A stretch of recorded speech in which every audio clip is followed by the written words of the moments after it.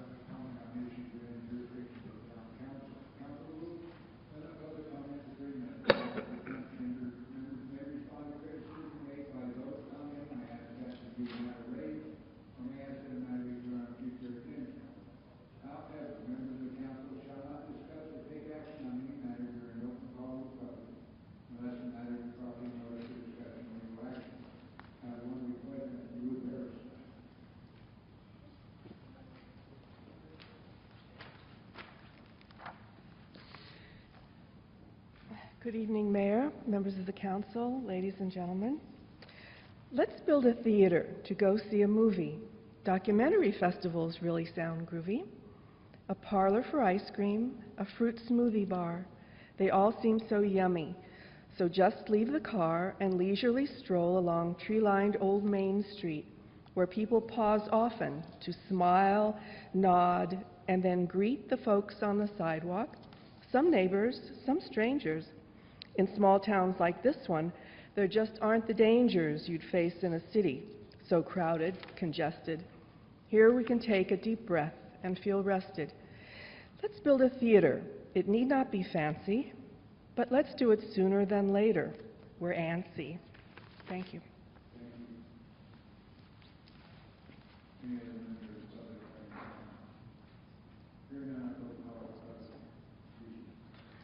Item 6, presentations. Item 6A, presentation by Elizabeth Kaiser on her assessment of the nutrition environment in Florence, Arizona.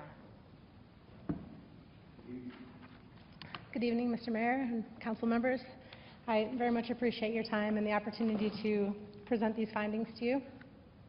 As I go through this, please stop me or interrupt me if you have any questions, and I'm happy to answer them. Okay, great. So as you know, I've done this assessment of the food environment starting from December of 2012, and all the data was collected by the end of August, and then I've been writing, and among other responsibilities that I have, finally got here to you today.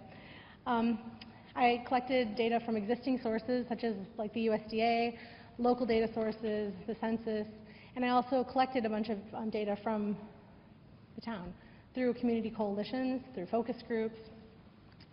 And the things in bold here are the things I'm going to talk about today in this presentation, but you should have a copy of my full report in your agenda packet, and that would be available also to members of the public through the website if they're interested in reading more about these other aspects of what we did. I'd like to start with some demographics for the town of Florence. This is from the 2010 census, and according to the 2010 census, about 30% of the population lives in households in Florence. That's a total of about 7,836 people. There's about 5,224 housing units, and the census said about 24% of those housing units are used for seasonal use. And I wanted to verify that, so I thought another way of going about doing it would be contact the town and ask them how many households receive trash collection in the summer as compared to the winter. And there's a difference, about 20% of the households. So between the census data and even our local data, we show somewhere between a fifth and a quarter of households are seasonal residents. And then the other thing to notice is that our population is growing. 52.8% of the homes were built after 1990. So I realized that these figures weren't as current as they could be. So I tried to update them to reflect 2013 data. So what I did is I contacted Anthem, asked how many homes had been built between the time that the census data was collected and current, and I did some calculations here, and if you want to read exactly how I did that, it's in the report. But basically I came up with our year-round population has increased at about 11% since those census figures were taken, to about 8,738. And so that would be our year-round population, and then our winter population would be about 11,498. And okay. Another place I looked for information about the town is in the county health rankings. Of course, this is for the entire county, for Pinal County, not for Florence in specific, but the county health rankings has a ton, it's county-by-county comparisons for many health indicators. And there are two measures that are of particular importance when you're looking at the environment, the food environment in particular. One is the fast food measure, and the other one's actually called the health of the food environment, which includes the fast food measure as well as 4 other measures. And in those 2 measures, Pinal County, like in fast food, Pinal County ranks 14 out of the 15 counties. The only county worse than Pinal County is Yuma. And in terms of the overall health of the physical environment, we rank 13 out of the 15 counties, and the only 2 that are worse are Mojave County and Apache counties.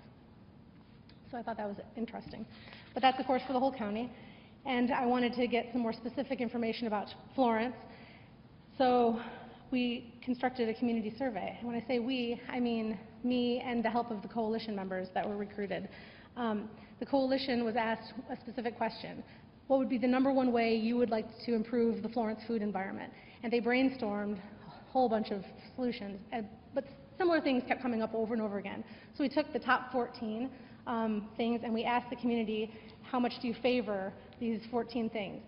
This is the breakdown of the types of, how many responses we had. We had 151 surveys collected total. 86 of those surveys were from Florence residents not living in Anthem, 47 from Anthem residents, 60 responses from people who worked in Florence but didn't necessarily live or might have lived in Florence. 64 respondents were retired, and the surveys were mostly collected in paper.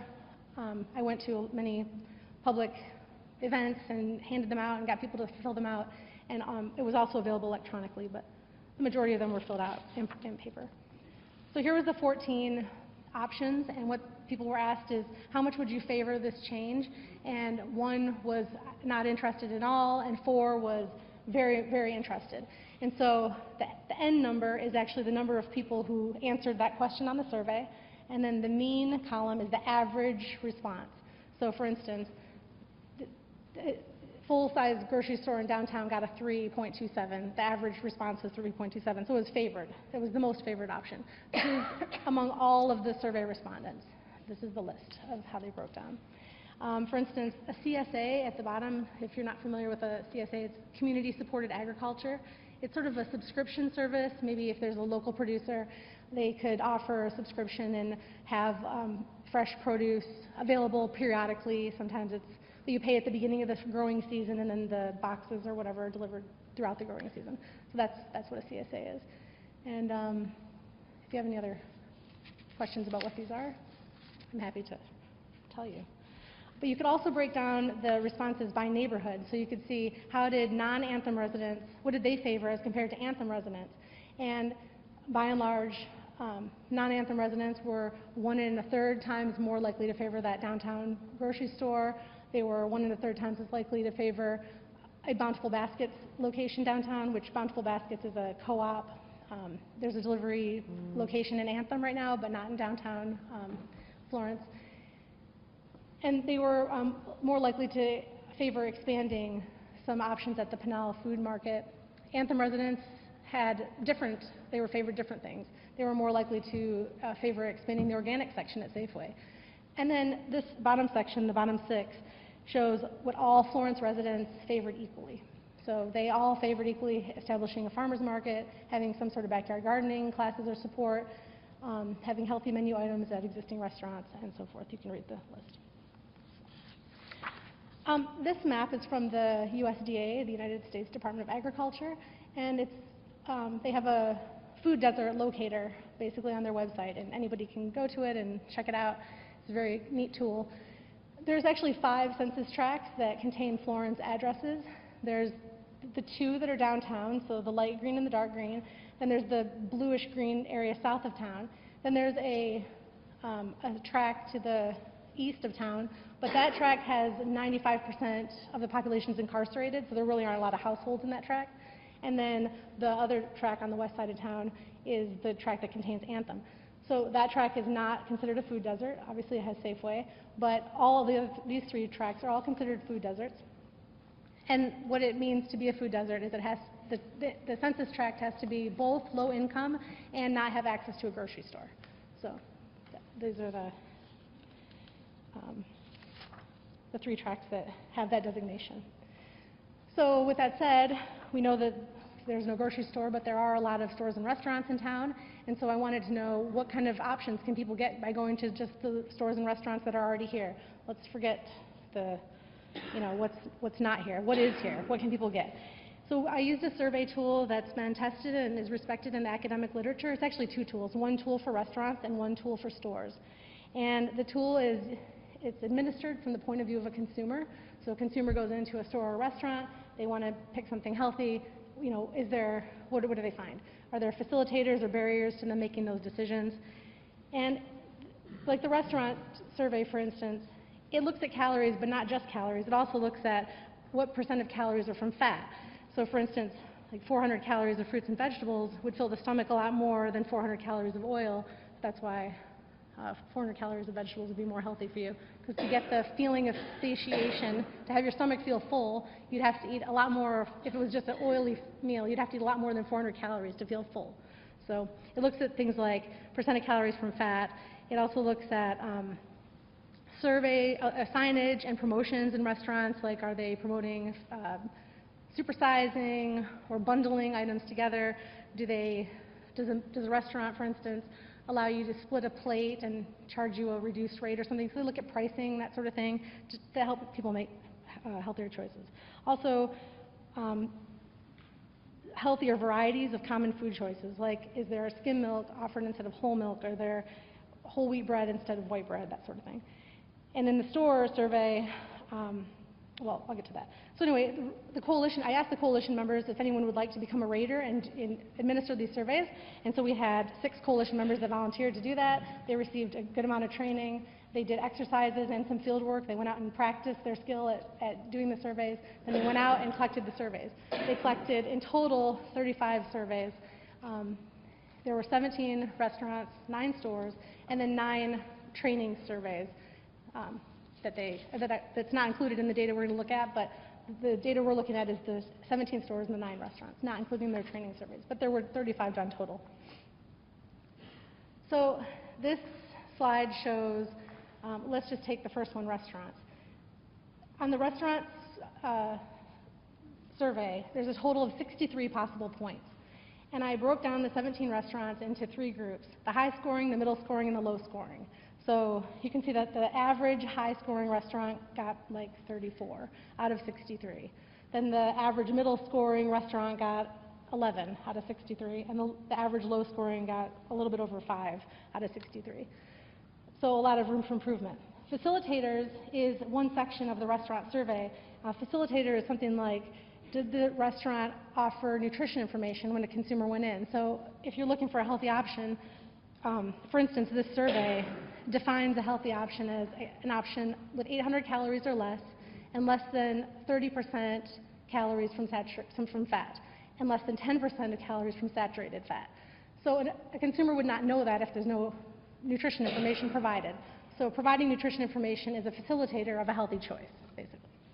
So that's one facilitator. Other facilitators are, is there menu notations made that says, this is a healthy choice? You know, some restaurants have that, like some sort of little menu thing that says something about healthy choice. That's a facilitator. And then also, well anyway, so out of the facilitating factors, that they could get up to a score of 33. And you can see the high, middle, and low scoring restaurants and how they scored.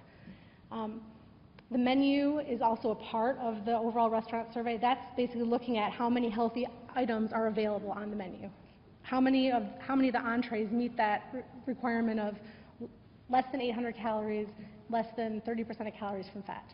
Basically, that's what that one's looking at. And then of the 17 restaurants, 9 of the restaurants had kids menus, and so there's a kid menu part of the survey, and again, they're divided high, middle, low scoring. And then the stores survey, there's 9 stores in town, and what they're looking at in the store survey is like there's 11 food groups. So they're like milk, fruit, veggies, cereal, and they're looking at, is there skim milk and whole milk or just whole milk? Is there wheat bread and white bread sold in the store or just white bread? Is there a healthy version of the different categories? So that's, again, this is highest, middle, and low scoring stores in town. The total score possible was 54. The average of the highest 3 scores was 19 out of 54. So one of the sort of surprising things is that all of our high-scoring restaurants are fast food restaurants in town. And that's because all the fast food restaurants are the only ones that provide nutrition information. And actually, the fast food restaurants are smart to this. They know that people are looking at these factors, and so they do offer, they have some menu items that will meet these, the criteria, like I said, less than 800 calories and so forth. So the top 5 scorers were the 2 McDonald's, the Burger King, the Sonic, and the Subway.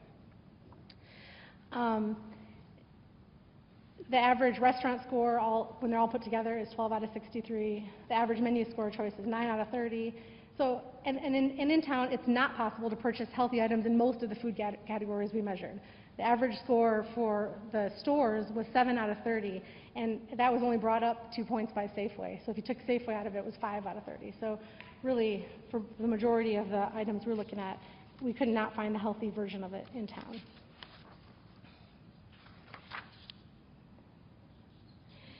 There are a lot of things that stores and restaurants can do to improve their scores and to serve the public better. They can, dedicate, there's lots of different jurisdictions that have used these tools to improve the nutritional availability in their town.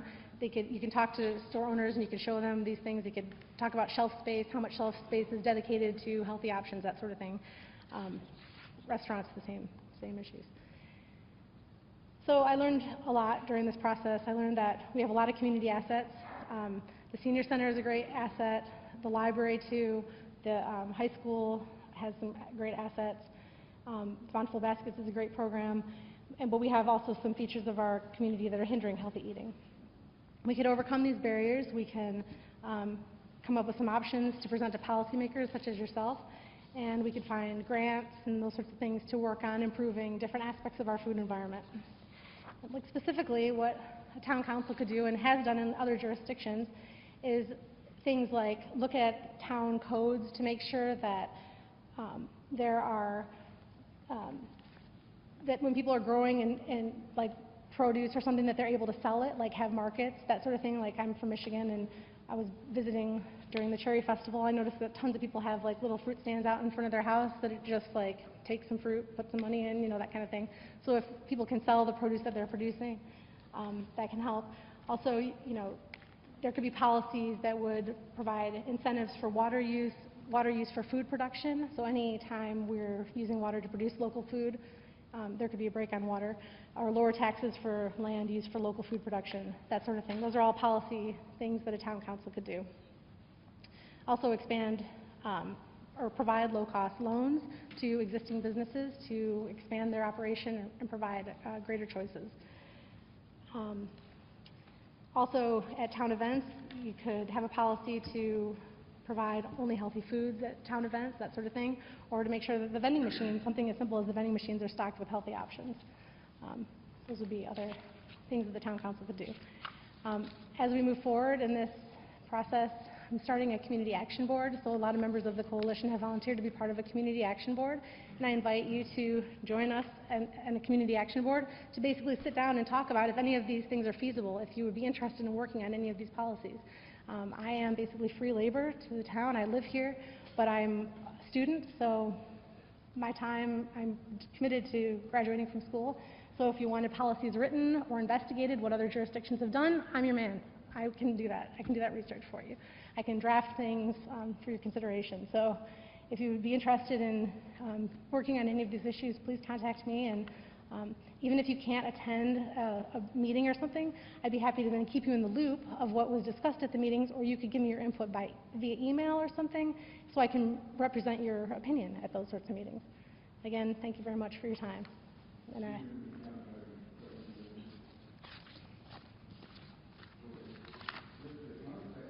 Is there a correlation between the businesses survey scoring and the amount of customers? Are our local citizens making the proper choices, or are they going for the best? I didn't look at that specifically. I don't know. I don't know how to answer that question. I know I hear sometimes that it's like the chicken and the egg thing. If, you know, would healthy options be popular? If people, you know, if the restaurants or stores put in healthy options, would people buy them? Well, one thing we know for sure is they won't buy them if they're not available. So it's kind of like, if, you know, people have to have the option, to, you know, before they can make the choice. So I'm looking at making the environment conducive to making those decisions, not trying to strong arm anyone's personal decisions, but just make the environment conducive to people making good choices. And we have a lot of retirees in this community, so people suffering from chronic diseases, diabetes, heart disease, that sort of thing. A lot of people in our community have been told by their doctor that they should watch what they're eating, you know. But when they want to go to their favorite restaurant or go hang out and have a social occasion with their friends, there's not really a great choice for them. So it's just a matter of taking some incremental steps, small steps, in the direction of, I mean, healthy food is a continuum, right? There's every level of healthy and not healthy food. And so I'm thinking like we can move Florence just along the continuum a little bit toward the healthy side. My second question is in regards to one of the Department of Education requirements is to have healthy foods vending machines for kids in school. Was that also looked at in this survey? What we did for the Photo Voice project, no, I didn't specifically look at if like the school was complying with the guidelines put out by the USDA or something. What we did is we asked the students to take pictures of their food environment. So what are they seeing every day? What are they eating? And the pictures are in the report, and you can see our kids in Florence comply with the sort of national standards. They're eating a lot of sugar. Like a lot of the pictures were of sugar-sweetened breakfast, and they had a sort of perception that something like sugar-sweetened oatmeal was a healthy breakfast. You know, even though that has as many grams of sugar as a candy bar, they'd be just as good eating a candy bar for breakfast. So a lot of sugar and a lot of processed foods, that sort of thing. Very, very few pictures of whole foods, fruits and vegetables. Yeah, the vending machines in the school cannot have sodas, and they have to have more fruit. So it's juices and fruit, and they removed a lot of those byproducts. Well, one thing I found out after we did this was that there is actually it's called NEMS, the Nutrition Environment Measurement Survey, like I said, restaurants and stores. There's actually NEMS vending machine. So we could have used that and done vending machine assessment. That actually could be, you know, something that we work on in the next stage of this process. We could maybe look at these vending machines, other vending machines in town, and just tackle vending machines. I mean, there's so many aspects to a food environment, I think. Like I said, any move along to the healthy side would be a good one. So. Okay, I got a couple questions for you, Elizabeth. Yes, sir. It's my opinion that the healthy choice of what a child eats or what we all eat begins at home. It's not government regulated. It's what we eat at home. Mm-hmm. When you did your survey, did you ask the stores or did your volunteers ask the stores if many people come in asking for healthy foods that they want? No, this survey didn't interact with the owners or the people serving at all. It's actually meant, like I said, from the point of view of a consumer. So you come in, you sit down with the menu, and you're able to fill out the whole thing from observing signs in the restaurant and looking at the menu. So unless there's something that's just not clear from the menu and you might ask a server, there's really no reason to interact with the personnel. It's just kind of a survey that's done from the point of view of a consumer. So no, we did not talk to them. So we didn't survey the owners to see if they would do anything? No, not yet. But, Is that in your plans to do that? That's an option, but I am only one person. I can only do so many things. So what I would like the Community Action Board to help me with is to narrow that down. Do we want to work on vending machines? Do we want to work on restaurants? What do you think would be the best way of improving the food environment? Like, what is your opinion? Like, I don't want to make that decision for the community. I would like the community to have some input into that decision. So, Community Action Board is just what it is, a group of community members who are concerned, who would like to see some action, and are willing to speak their mind. You know? And going to Ruben on what the schools are doing, by doing it. I guess, and I'm taking it secondhand from my wife, who was a lunch school monitor at this time. The amount of waste that goes on in an elementary school, and I can't talk about the high school because I don't know. I can talk about what I've been told about the elementary school, and that each kid has to have on their plate of fruit or whatever they're serving that day, but they've got to have fruit. And the amount of kids that take that fruit and just dump it in a waste can.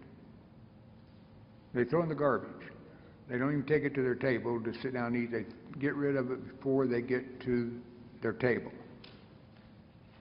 Not only that, but the skim milk that they serve up there, that blue milk, I guess is what it is, that 1% stuff or whatever. I mean, I grew up on unpasteurized and pasteurized milk, and I'm still here. Well, almost croaked, but I'm still here. But it seems to me that where we're looking at is the educational back to the family, not so much, you know, we can put out advertisements as you should eat, you know, healthy and everything like that. But it seems like you should be working with the schools and the churches and civic organizations to get into the homes and make more of a presentation there, because if the need is there, I am sure that if you had like a restaurant and it had 10 people a day come in and want to know if they could, you know, get skim milk or something like that, that eventually they would put it on their menu. Or if they just wanted, you know, a salad.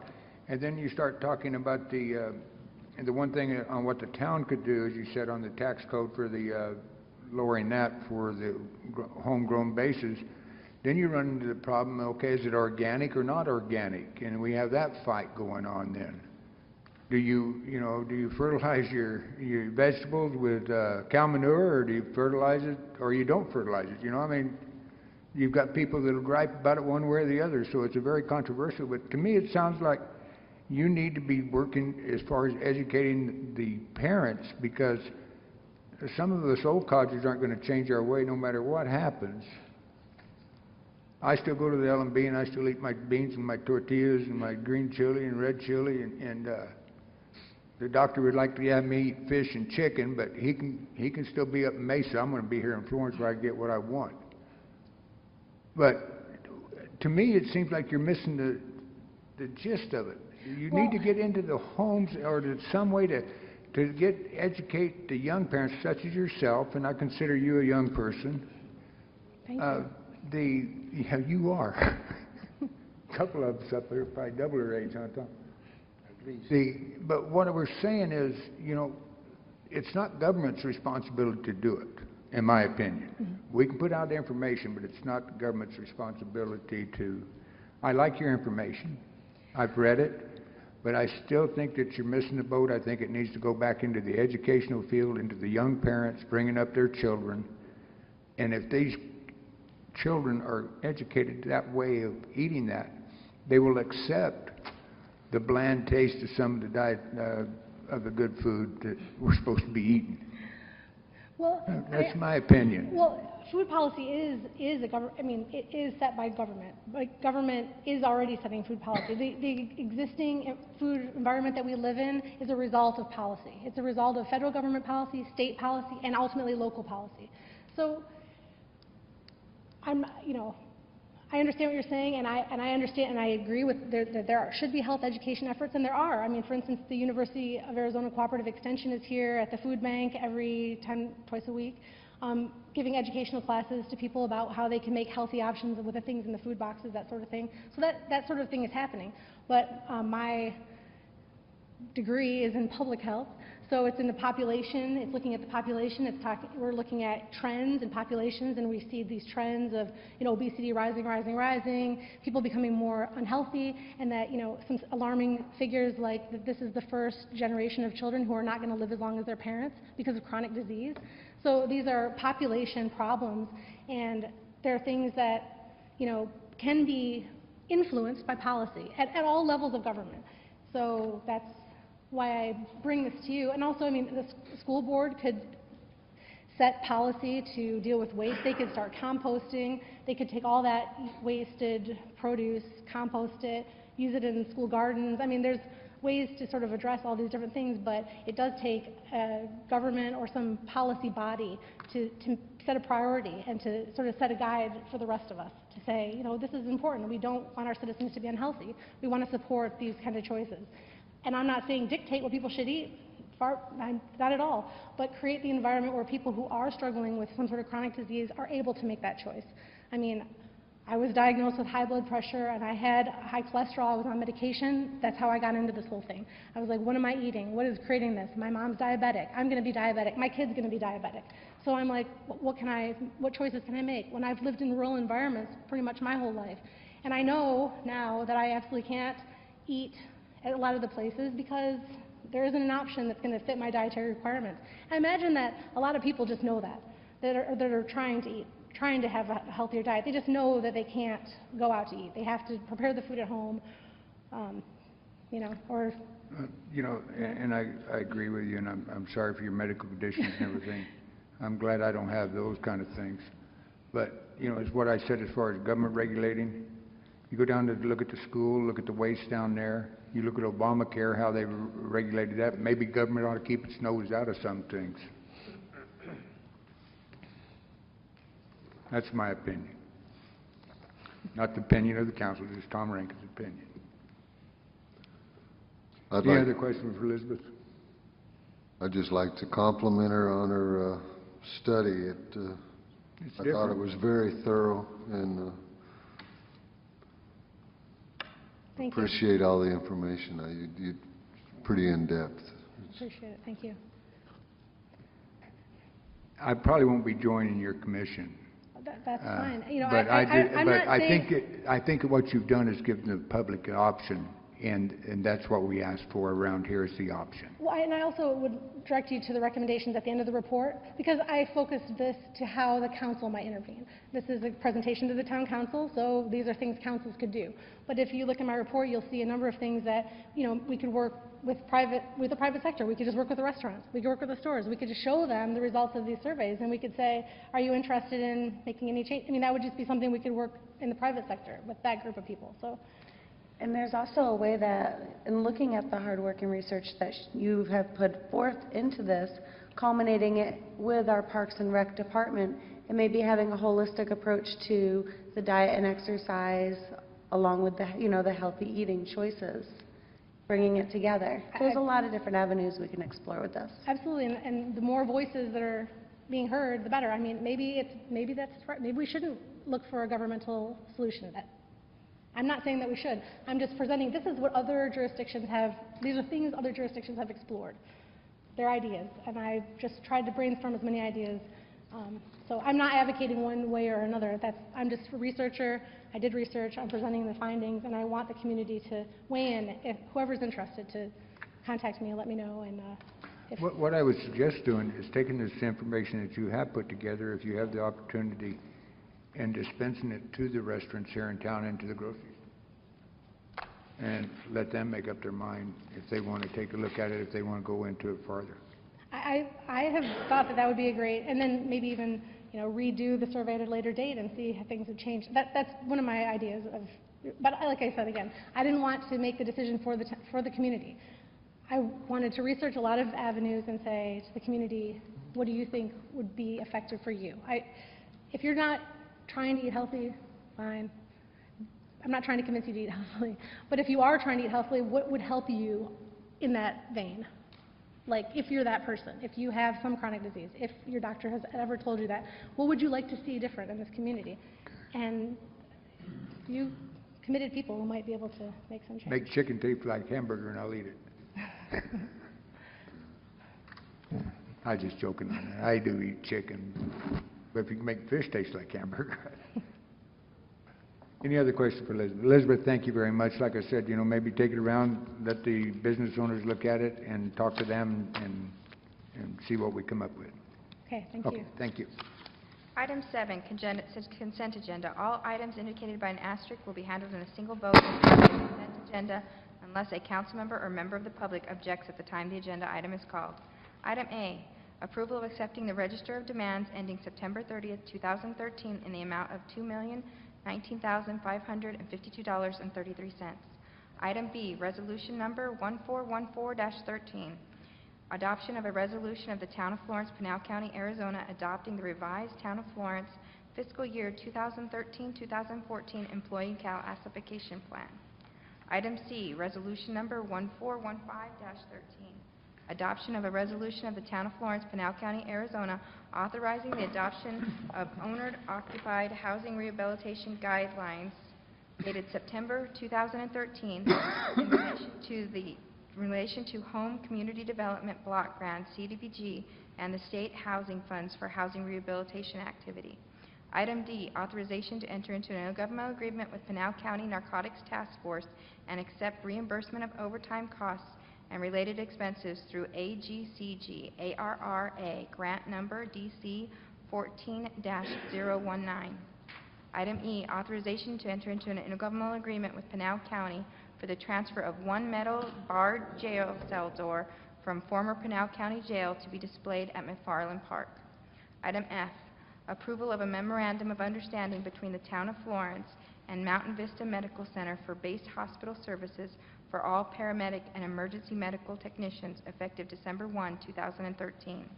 Item G, approval of change order supplemental number 1 to the Florence Fire Station number 2 in an amount not to exceed $31,605. Item H, approval of the August 19, 2013 Town Council minutes. And item 9, receive and file the following Board and Commission minutes: the June 20th and June 27th Planning and Zoning Commission. Mayor and member of the council, that is the consent agenda before you this evening. Does any member of the council have anything they'd like taken off the consent agenda? I'd like to remove item 7B, resolution number 1414-13. Okay.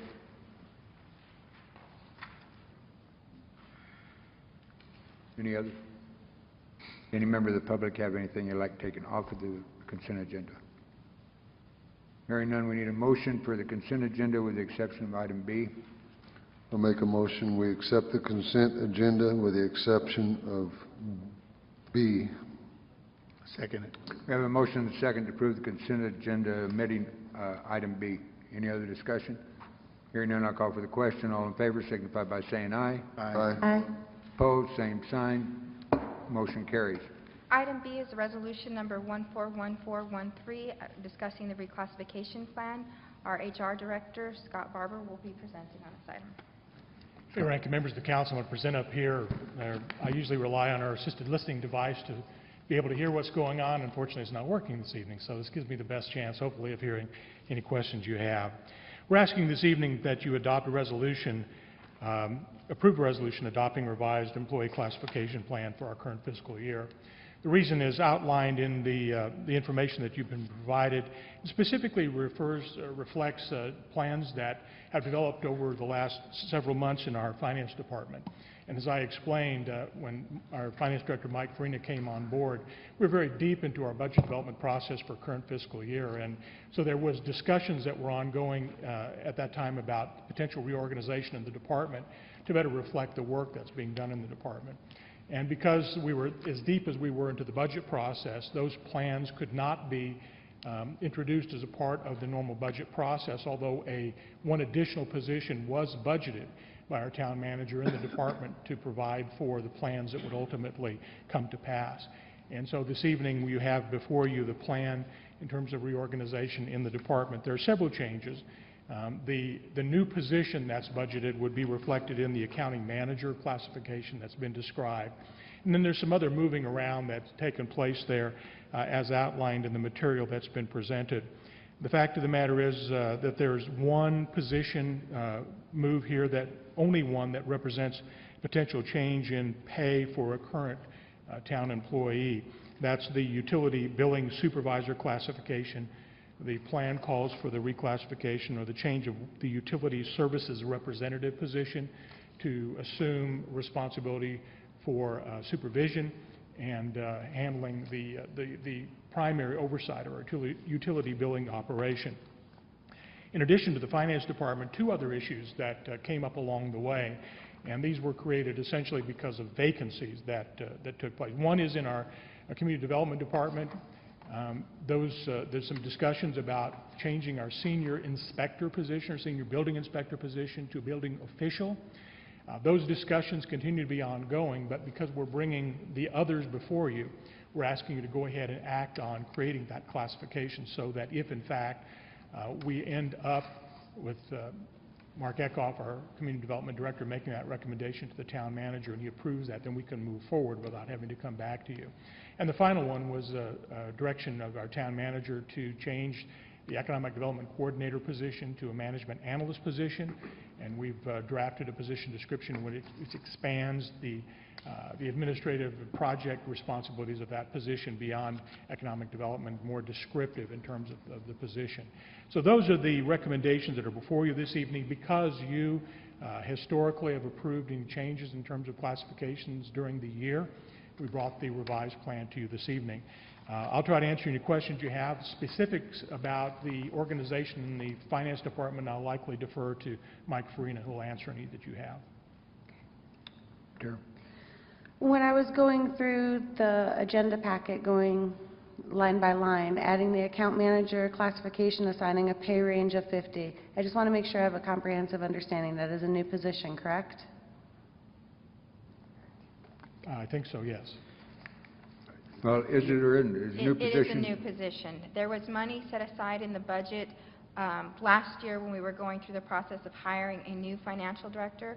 We knew that we were going to need an additional position.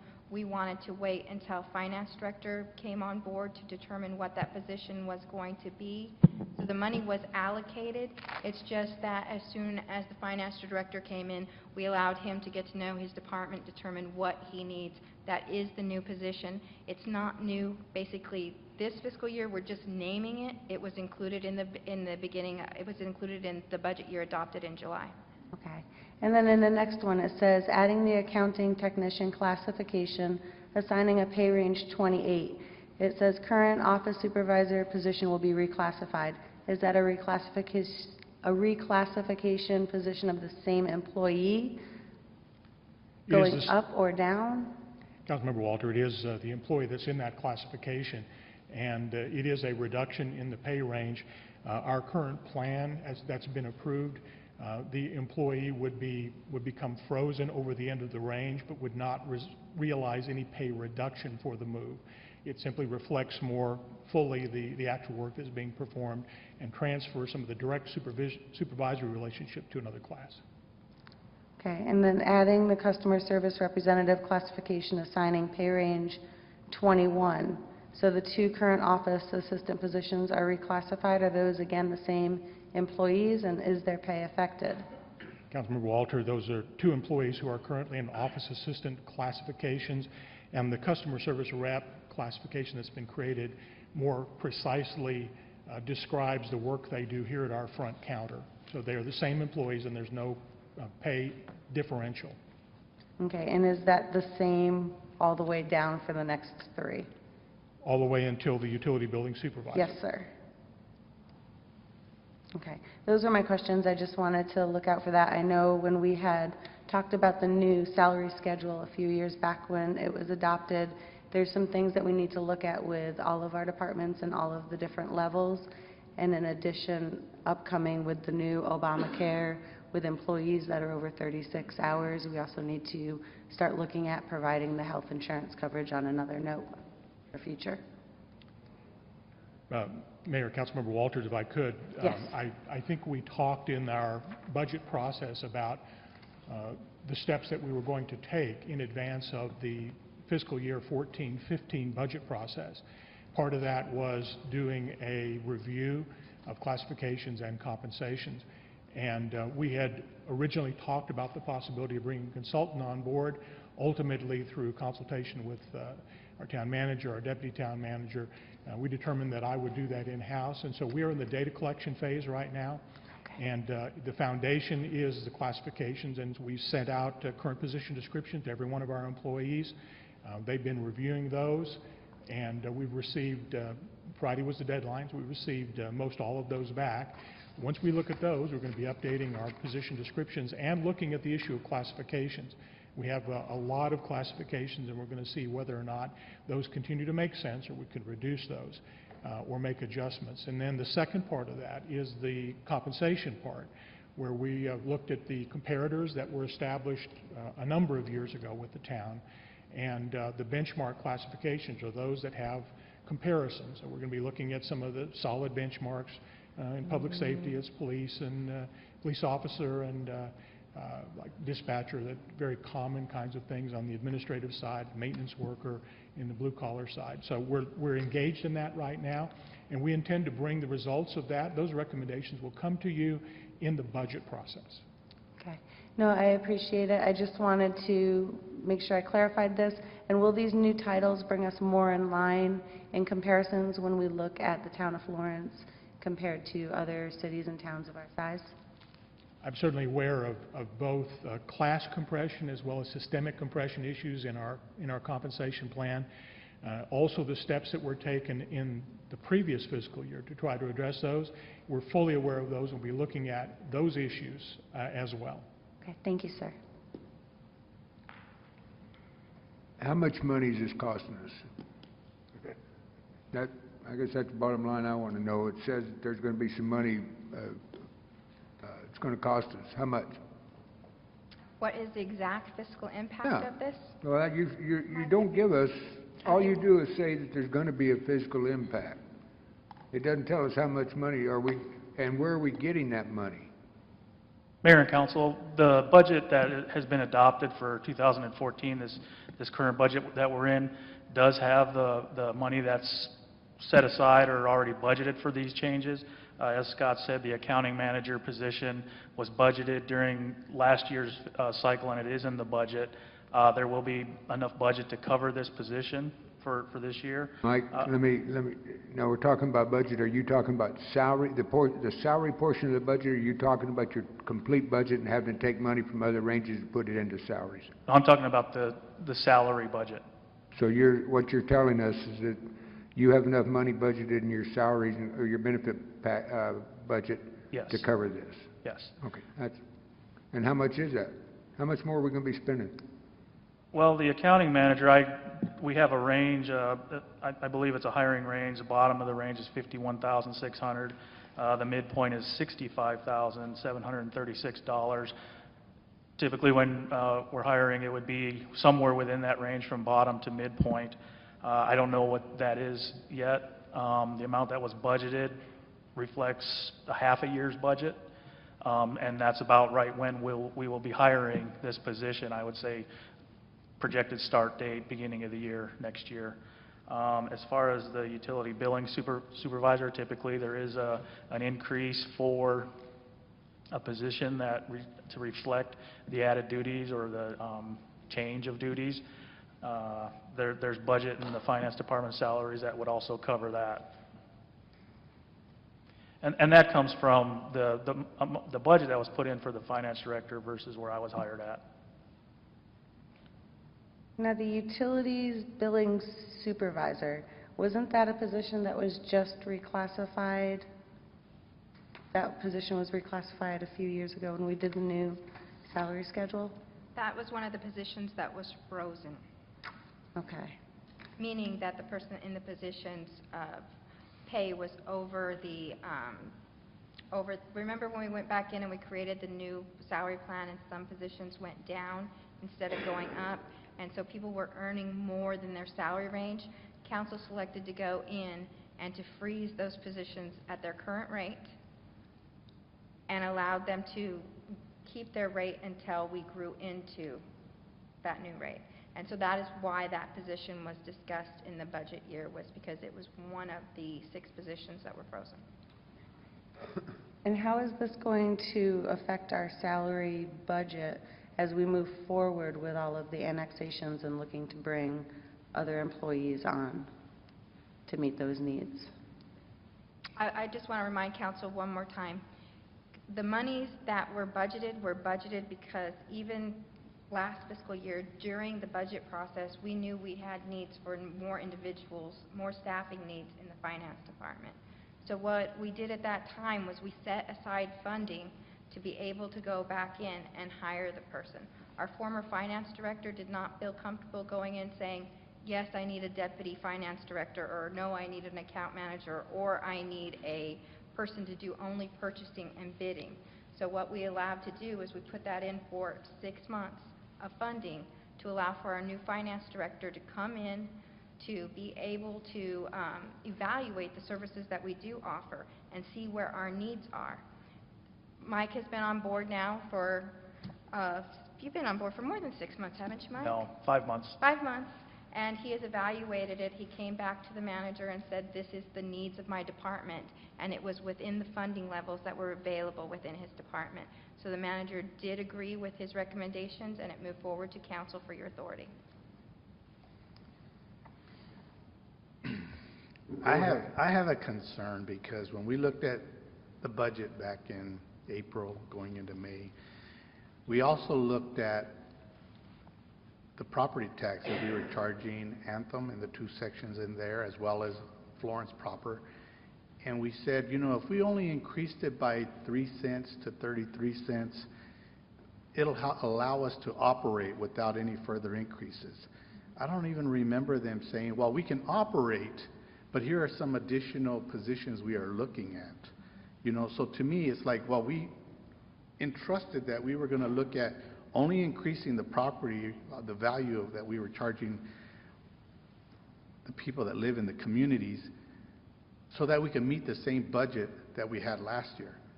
Yet I don't remember us saying, well, let's do this so that we can look at increasing additional classification as well as employees in that budget.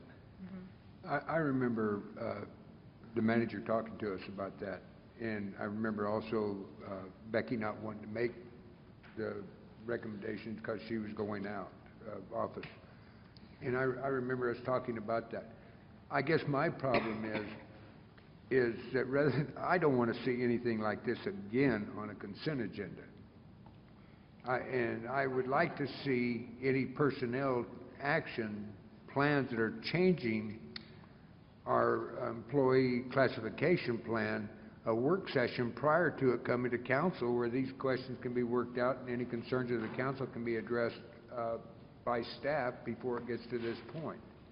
I don't know if the rest of the council agrees with that or not. Yeah, it should be under new business rather than consent. And not, you know, not on a consent agenda, never again.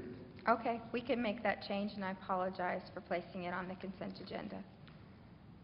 Now, you can try to anticipate what we're thinking, but don't. You never know where Tom Rankin comes from. You're correct, Mayor. Mayor Rankin, I would note that I believe that the manager's budget message indicates the new positions that were approved by council in the budget included the new position in the finance department, position in the fire department, and the additional position that I can't remember. The utilities department. But Scott, if you see the council's concern on it, we're spending taxpayers' money. We're advancing some people, we're freezing some people, we're lowering their classification, even though we're freezing their raise, they don't fit into the classification they are.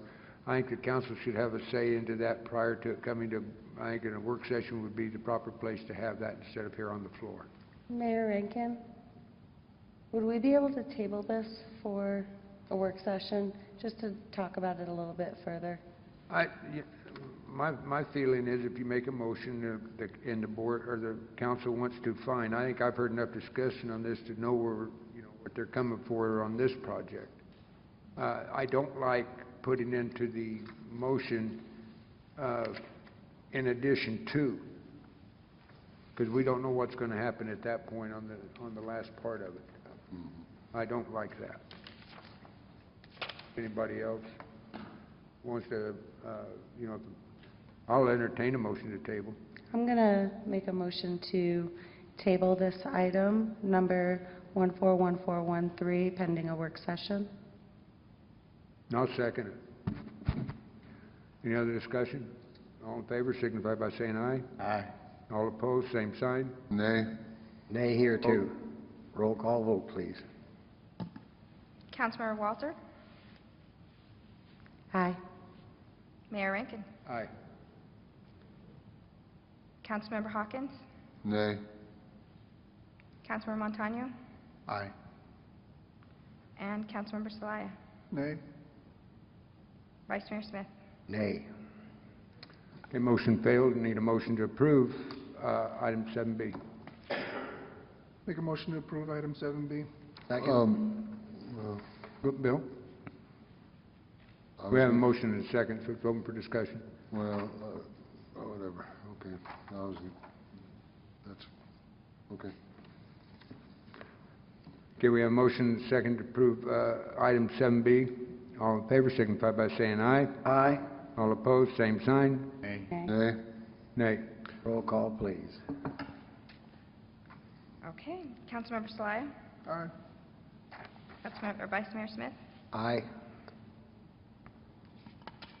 Councilmember Walter? Nay. Councilmember Montano? Nay. Councilmember Hawkins? Nay. Mayor Rankin? Nay. We have a no vote. There's a no vote, right? Okay. Further discussion, Bill? Yeah, I'd like to make a motion, we approve the resolution 1414-13 with the striking in addition down to analysis as directed.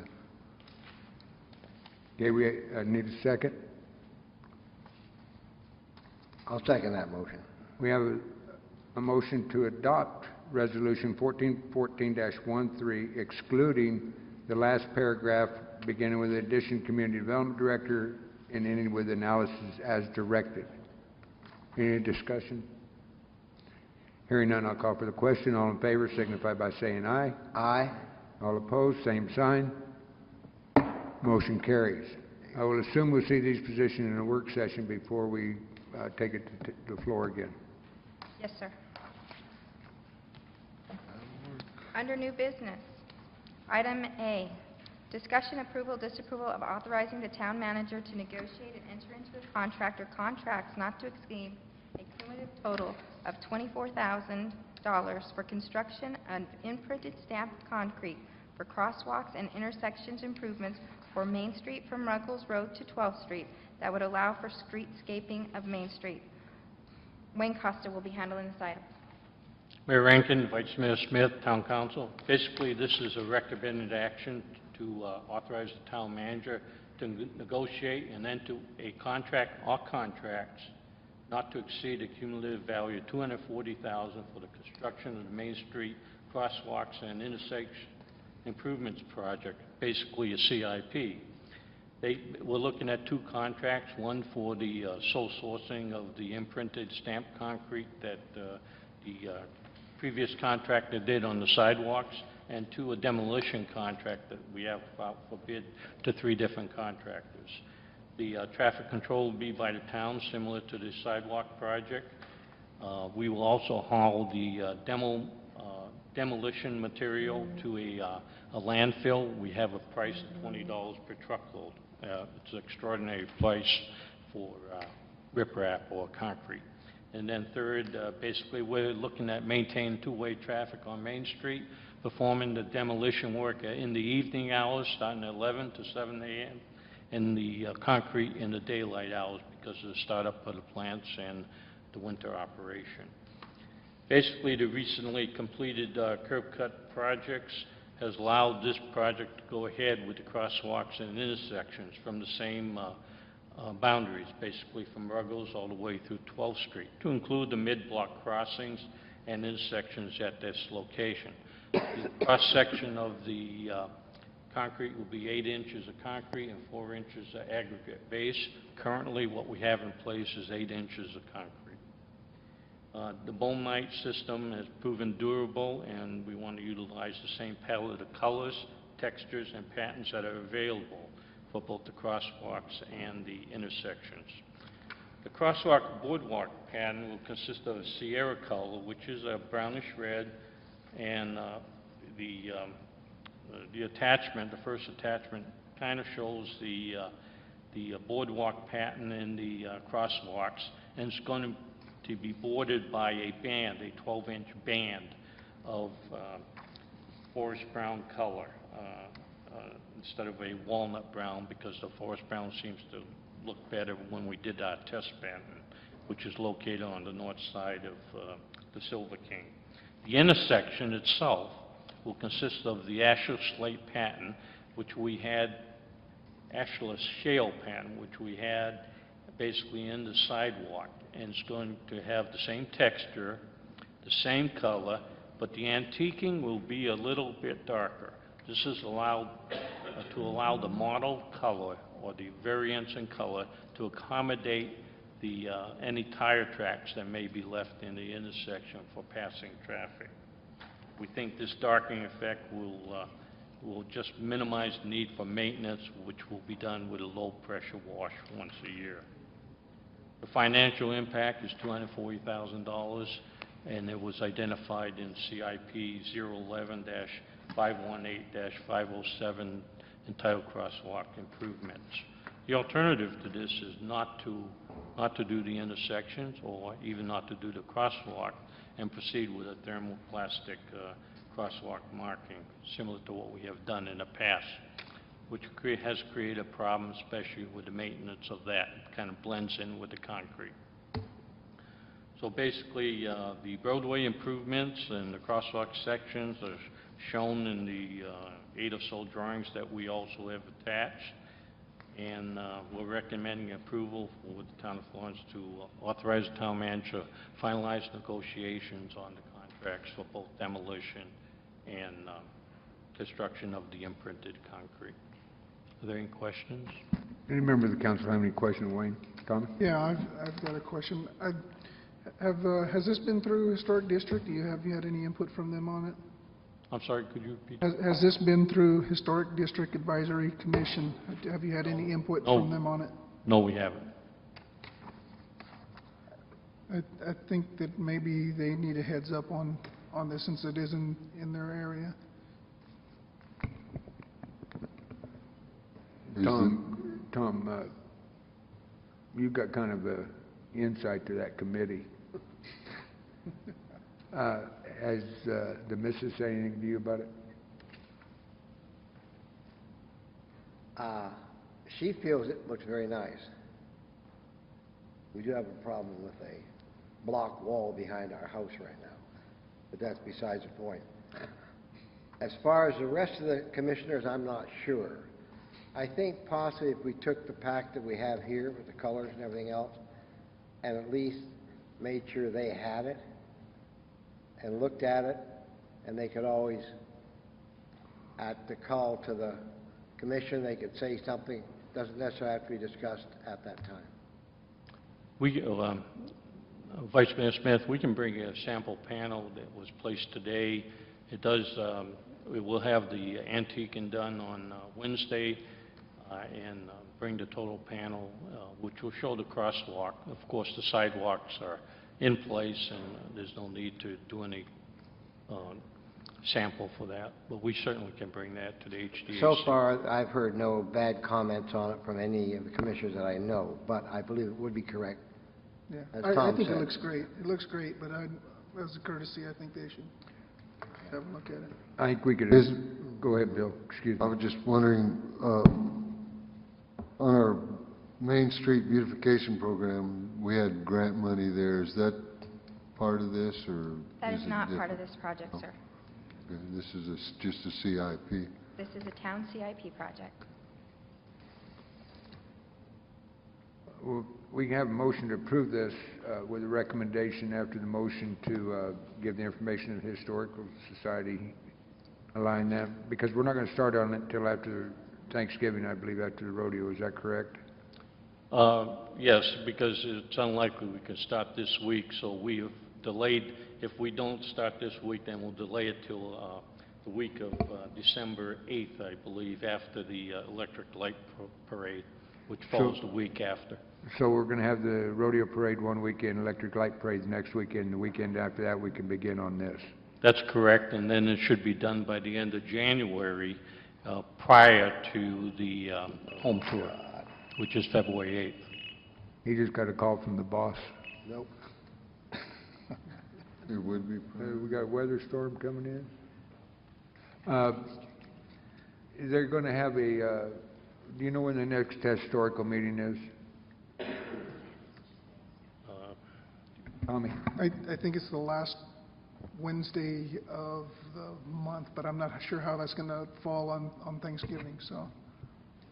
Mayor, members of the council, we'll make sure that we get them involved in that decision and make sure they're Okay. supportive of what's going on. The information just need to be relayed to them. It'll be done. Okay. If they have any questions or any major concerns, they need to bring it to management, who will get it to the council. Need a motion? I think it needs to go through the committee before it even comes to us for a vote. I mean, we're kind of putting the cart before the horse, making the decision now, waiting for them. Allow them to make their decision and present it to us. Well, I don't know that we're going to turn this project over to them. You know, it's our decision. I mean, we need input from them, no doubt, but what, on the color or how the brick pattern? I mean, you know, on the project, it would be nice if we could get it done before the home tour at least. But if we wait till the end of the month and let it go to them and then it comes back to us next month, I don't think it's going to happen, so. And I guess my concern on that is getting the contractor under contract so that we make sure and do get it. And if there's some changes, we can, I see where you're coming from, though. Yeah, it's just an example of, I guess we overlooked the obvious, bringing the historic commission in on it. I mean, is it going to require a vote from them? No. Present it to us, or it just? Remember, they're not a They're an advisory regulatory agency. They're an advisory committee to us. Right. They're you know, they don't have the opportunity to overturn us, even though we Their do. decision will be given to us, but it has no bearing on the fact. Other than we respect their advice, and if you know what they come up with is good, then we'll definitely I pay agree. attention. You know, but on this particular project, I think we need to either agree to do it or not. I mean, We'll make a motion. I'll make a motion to recommend the Main Street Crosswalk and Interstate Intersection Improvement Project for not to exceed $240,000. Need a second? I'll second. We have a motion and a second to approve the Main Street Crosswalk Intersection Improvement Project. Any other discussion? Yeah, I'm going to agree, but I really need to stress for staff to keep our commissions in the loop on these things. I mean, it's part of their function, and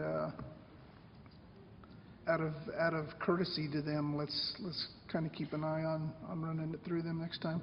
We expect others to follow procedures, and then here we are not following procedures and expect them to accept it. With any commission or board, we're doing the same thing, and it's like saying, well, we don't want to go to planning and zoning and have them give a decision on this. We just skip them. So any commission, they should all be involved if it affects them or their decision in any way. Agreed. Yeah, I agree with that. I'm just, yes, this was, it should have, yeah, they should have been notified, but it's, you know, if we want the project to move forward in a timely manner and get some exposure and on Main Street, I think it would be a heck of an improvement. I do too.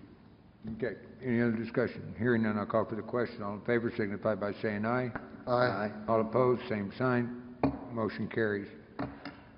Department reports. You all got an opportunity to look at your department reports. Are there any questions of the department heads that are present with us tonight?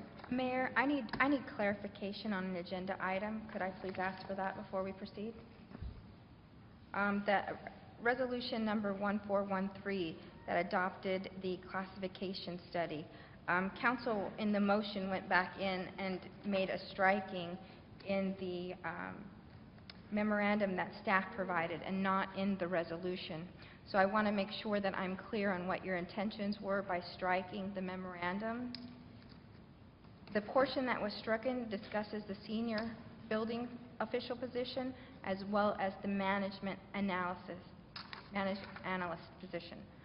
My assumption is when you strike that paragraph within that memorandum that you are assuming that we are going to remove those two positions from the resolution and only the restructuring of the finance department is going to occur. That's it. That's correct? Yes. Thank you, sir. Again, any member have any for the department heads? Thank you for getting your reports, and we appreciate it. Mayor Rankin? Yes. The town manager, who's unable to be here tonight, did want me to make a brief report on his behalf. Over the next 3 weeks, he is going to be meeting with congressional delegations to talk to them about Florence and the growth of Florence. He's also going to be discussing federal funds and highway projects, roads projects. And he wanted to know if council could contact him with any topics that they had that they would like him to discuss, as well as if they were interested in attending or doing a meet and greet with the people who are coming down. He said he would send you his schedule to let you know when they would be in town. Thank you. I think that'd be very appropriate for him to let us know what's going on that. Any other? Okay. Call to the public, second call to the public. Same rules as the first time. Anyone in the public? Hearing none, we'll close call to the public, call to the council. Tara? I have nothing this evening. Bill? I'm just enjoying the weather. It's finally cooled off, and I think everybody's enjoying it. And I noticed that Florence Gardens and that area and Anthem, I think most of the people are back. There's still, of course, there's still some that wait till around Christmas, but we've got a lot of people back in town. Yeah. Tommy? Just compliment on our trick or treat. Parks and Recs did a good job out there. Thank you for all the staff reports, staff. Ruben? We're coming to the end of the override vote for the school district, so hopefully we have a good outcome that can benefit all of Florence. Thank you. Tom? Yeah, I'd just like to thank Ray about the Halloween party. I thought it was excellent. And I don't think we really realize how much our Parks and Rec department is doing today. They're now carrying just about every event we have, including Home Tour coming up. And it's a lot on their backs, but they have stood up to it, and they're doing a great job. Couple of things. I didn't get to make it to Halloween because I was up watching the Florence freshman football team go 10-0 by beating who else but Coolidge. I hope Coolidge is not listening. Their varsity had a little bit different story to us, but it was great to see a Florence football team go 10-0. And Mark, I think you got a story coming out this week's paper, if I remember right. And also, there's some congratulations. You know, I don't know if we ought to congratulate her or feel sorry for her. But there's a lady that passed the bar on her first attempt, and she's hiding her head right now. And Danielle Roberts, one of our attorneys that works for us. Danielle, congratulations very much. I don't know why you did it, but congratulations. Danielle has her degree. Have you got your sheepskin in hand yet? I do. All right. You got your diploma on the wall? I do. Which wall in your office? Okay. One thing. Oh. one thing on the freshman team that won so handily, I would like to make sure everybody knows that a lot of the high schools, their freshman team are freshmen and sophomores. This one was Strictly total freshmen. Yeah. They're all freshman boys that'll be there next year, and we hope playing together as a team. We got us a big team coming up. Yep. Okay, with that, need a motion. I make a motion to adjourn the meeting. Second? We have a motion and a second to adjourn the meeting. All in favor signify by saying aye. Aye. All opposed, same sign. Motion carries. We're adjourned. Thank you for coming.